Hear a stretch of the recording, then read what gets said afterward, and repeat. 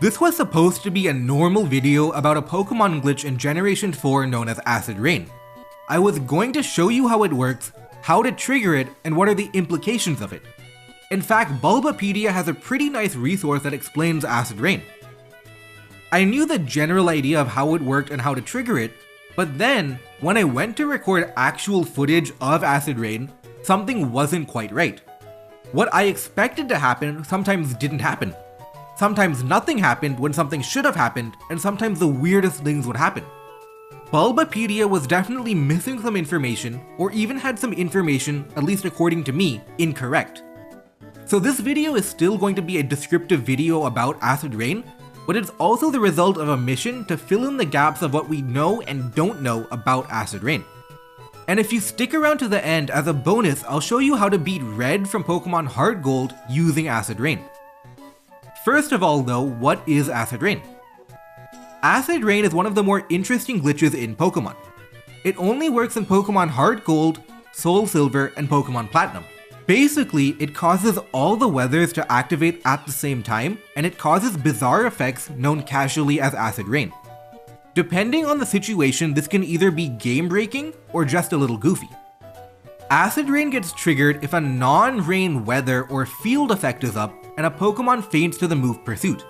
There's a priority list for field conditions and weather, and if a field condition is activated, then every condition under that condition in the priority list would get activated too. For example, if the current effect is Gravity and a Pokemon faints to the move Pursuit, Acid Rain would cause Gravity, Uproar, Fog, and all 4 weathers to all be activated at the same time. If the current effect was Sand, it would trigger Sand and Rain at the same time. This is the first deviation from what Bulbapedia mentions would happen. They mention that any weather causing Acid Rain would trigger all 4 weathers, which doesn't appear to be true. Even weathers follow the priority list. Other field effects not in the priority list like Tailwind do not trigger the glitch. Interestingly, this is the only way to get Fog up in a Link battle. Otherwise, Fog is only available in-game in the route to Celestic City. There are glitches with the individual weathers themselves, but also all the weathers being up at the same time causes a lot of interesting effects. First, even if a Pokemon would have immunity to a type of weather, like a rock type in Sandstorm, they would take weather damage from each of the weathers that were active if the highest priority weather was Hail. So if you triggered the Acid Rain while Hail was a dominant weather, you would be taking weather damage 4 times per turn, 1 for each weather. This is a bizarre effect. Normally Sun and Rain wouldn't give you damage. The message when this happens is equally bizarre too, and the game will tell you that the ability is the one causing the damage. However, the situation is different if the Hail was not from an ability like Snow Warning. If the Hail was manually set up with the move Hail, then during Acid Rain, Hail doesn't show up. For whatever reason, only Rain, Sun, and Sand would be up, only 3. Then, if you did have an immunity to Sandstorm, you would not take any weather damage. But if you didn't have an immunity to Sandstorm, you would take weather damage 3 times per turn, 1 for each weather. Finally, if the Acid Rain was triggered by Sand, you would only have Rain and Sand up. There, if you had an immunity to Sandstorm, you would not take any weather damage, but if you didn't have an immunity to Sandstorm, you would take weather damage 2 times per turn, 1 for each weather. The last 2 conditions are not mentioned on Bulbapedia. The distinction between Snow Warning and Manual Hail is probably new information and I haven't seen it mentioned anywhere else. The information about Sand Acid Rain isn't mentioned on Bulbapedia, but was probably common knowledge amongst people who played competitively at the time, and I'll get into why that is later. On the other hand, if you have a Pokemon that heals in a weather, like a Rain Dish Ludicolo, it would instead heal 4 times until it's fully healed. It would only cause damage if the Pokemon was already fully healed. Dry Skin, which heals in rain but hurts in the sun, would work the exact same way as Rain Dish. It would heal every single time.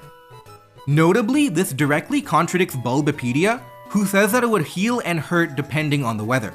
Thunder and Blizzard ignore checking accuracy entirely in their weathers, so during Acid Rain they both would be guaranteed to hit. Solar Beam is a funny one. During Acid Rain, it doesn't have to charge because of the sun, but its power is reduced by 50% because of all the other weather. Weather Ball would use the highest priority of the weather in the Acid Rain.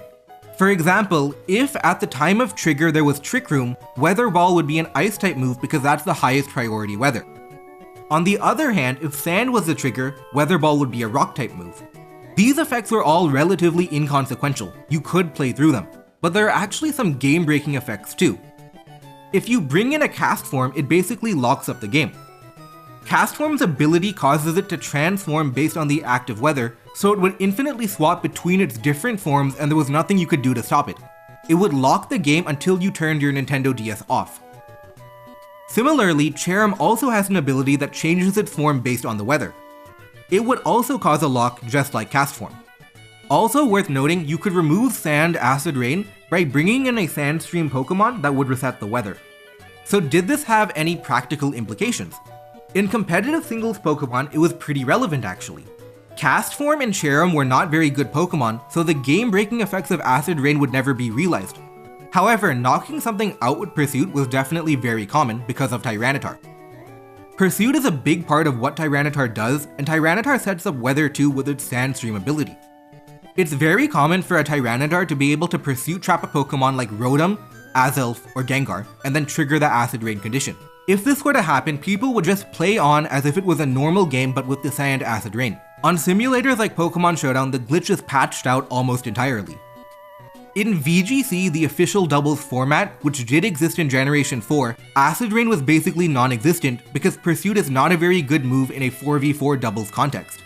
Similarly, Cast Form and Cherrim are not very good Pokemon. In practice, it would never occur. If you were going to try and go to a VGC event and trigger infinite games, the tournament directors would have the authority to give you a game loss. And finally, the moment you've been waiting for. In-game, it's rare to have a situation with weather, switching out, and Pursuit. Rare, but not impossible. So I thought it would be fun to beat Red and Heart Gold by using Acid Rain. This can be done for any trainer, including the champion, but certain Hoenn Pokemon make it easier, and Red is the coolest trainer from the postgame. First, we have to get Stealth Rock up for the plan to work. This is important for Red's Charizard. It is going to be worth it to get Stealth Rock up purely for Charizard. But there's more of a challenge than just Charizard. The most important part about the whole Acid Rain trigger is that the opponent has to be switching out. That's easy to do against other human players, but the AI almost never switches. But the key word here is almost. There is one situation where the AI does want to switch out. That situation is Perish Song. Perish Song is a move that makes both players faint after 3 turns. The AI is smart enough to recognize that, and the turn before Perish Song is set to expire, the AI will always switch out to avoid fainting. That is going to be our time to strike. We time our turns carefully and bring Scizor in when Pikachu has 1 turn left of Perish Song remaining. Choice Banded Technician Pursuit Scizor is our strongest Pursuit Pokemon, and we use that to one-hit KO Pikachu as it tries to switch out. It's very important to get that KO, otherwise the Acid Rain wouldn't trigger. And now is where the magic happens. Charizard comes in next to try and beat the Scizor, but then the Acid Rain strikes. Charizard takes 50% of damage from Stealth Rock, and each weather does 6.25% of damage, leading to a total of 25% because there's 4 weather conditions up at the time. Every single turn, Charizard is going to be taking 25% of damage. Our Scizor will also take damage every turn, but Scizor is a supporting character, he's not the star of the show. The star of the show is Ice Body Glalie. While all the non-Glalie Pokemon are taking 4 weather turns of damage each turn, our Glalie is actually healing 4 times per turn because of the ability.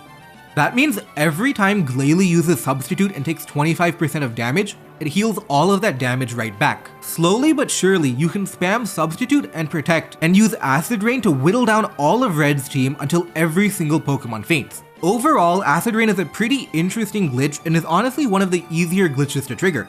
However, it's not very likely in practice anymore. Competitive Generation 4 singles, which has the extremely popular Pursuit Tyranitar, was the last bastion of Acid Rain. But with almost all of 6v6 singles being played on simulators nowadays and switching being uncommon in-game, Acid Rain is basically extinct.